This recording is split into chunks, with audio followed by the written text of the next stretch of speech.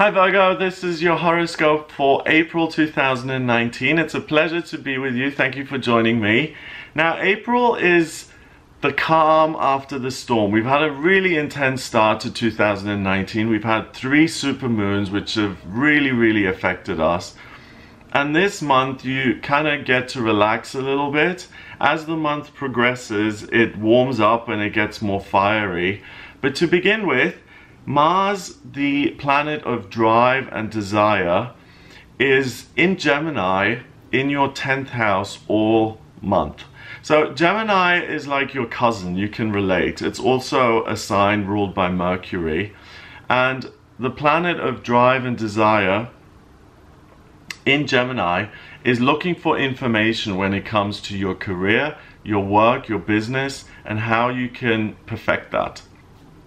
If you look at the glyph of Gemini, it's a Roman numeral 2 and it's a doorway. So you're going to feel very empowered when it comes to looking at different ways of working, looking at self-employment, looking at the next job up on the ladder, looking at other companies that you can work for.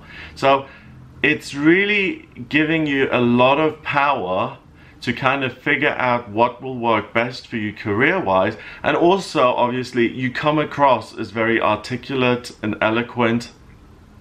You can influence people and you have a lot of power behind what you say. So it's a great month for you to present yourself in a working sense, to go for job interviews, to do public speaking, to lead people in a certain direction and to motivate them. You've got that in the bag, no problem.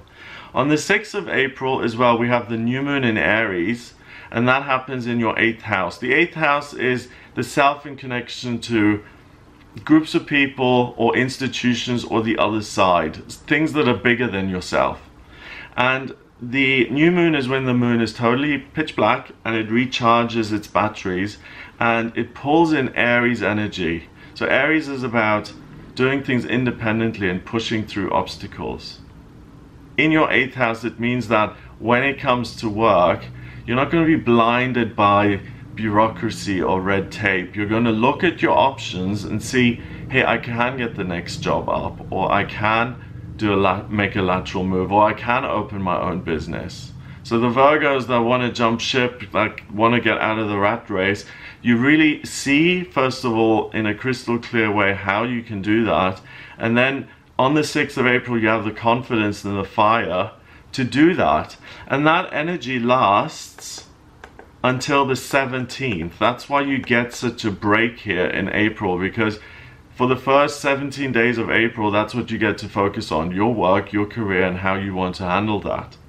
On the 17th, Mercury, your ruler, it's direct and it goes into Aries in your 8th house. So you have an even greater understanding now of institutions, whether you want to be in an institution, a corporation, a company, a government agency,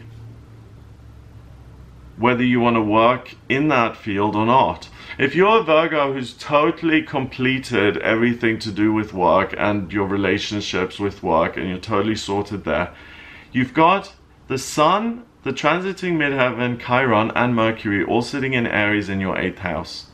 So if work is no longer an issue, spirituality and connecting with the other side is something that you can do very easily. So working on that to get guidance in your life if you feel lost is something that you have access to.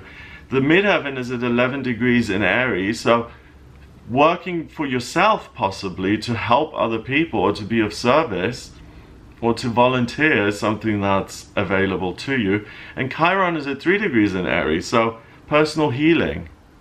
And it's part of the human condition to be unhealed. So there may be something from your childhood that's not healed, or relationships right now that are very difficult that you can heal. So the 17th really gives you a crystal clear understanding of what needs to be done, and you have the energy to do it.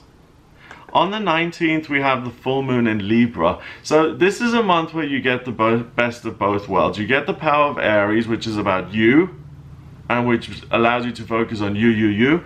And the full moon in Libra opposes Aries, and it's about building bridges and compromising and connecting with other people. That full moon happens in your second house of money. So again, it shows you how you can build financial relationships to improve your financial circumstances. So out of all of the signs, Virgo, career-wise, you're really the ones who have the most focus and the most options, and you can naturally create relationships that support you and help you get rich.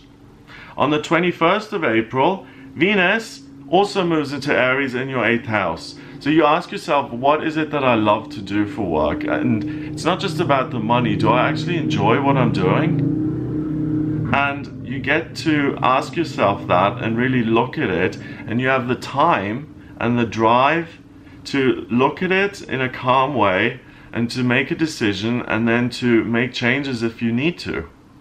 And if it's not work, personal healing or connecting spiritually. Now on the 21st as well, it's Easter Sunday, my personal favorite holiday when it comes to Christianity, because it's about death and rebirth. It's about the phoenix rising from the ashes. And that's the energy that you're still working with here until the end of the month, because it's about leaving your old working self behind and finding the new working self that you enjoy, that you want to be, and that really fires you up and motivates you and makes you feel alive. So that's what I get for you in April. I hope you have a wonderful time. If you would like a personal reading with me, then please get in touch via my website. It's gregoryscott.com. Click on the Readings tab to audio reading. I use Astrology, Tarot, and Numerology in my personal readings. Have a fabulous April, and I'll speak to you next month.